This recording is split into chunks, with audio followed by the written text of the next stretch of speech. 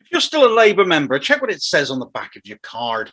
Perhaps ex-members still remember the wording. Many were members for many years, but on the back of it, you'll find the words democratic and socialist. I say check it just in case, since I left, the wording has somehow changed from democratic socialist to authoritarian dictatorship, because a tweet from the right-wing Labour first might make you look twice.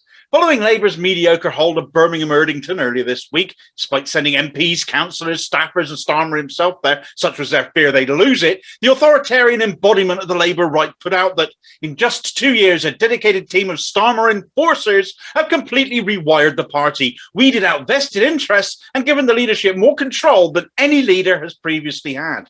More control than any previous leader, eh? I'm reminded of all those accusations of Stalinism aimed at Corbyn, and then I look at this bunch of right-wingers celebrating the fact that they're even more so. That accusation of Corbyn was, of course, drivel anyway. We didn't see purges under him based on liking the Foo Fighters, once upon a time voting for the Green Party or promising to vote for someone else if you happen to live in another part of the country.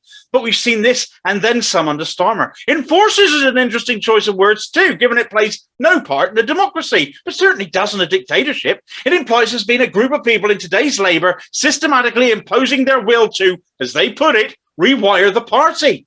For those who've sat through CLP meetings in the last 2 years, we know all about the rules being bypassed to censor certain subjects from being debated, from no confidence votes to objections to party policy, not to mention Labour's sovereign conference only being regarded as such when in session and afterwards being ignored. Anyone daring to stand against the regime has been, as they've said, weeded out on the basis of being factional, when in reality it's because these people believe in democracy when the leadership no longer does. Following the Erdington by-election, NEC right-winger Luke Akehurst was demanding names and CLPs of people who publicly stated they were Labour members but voted elsewhere. And look who retweeted this Labour first tweet. As their secretary, for all we know, he put it out himself.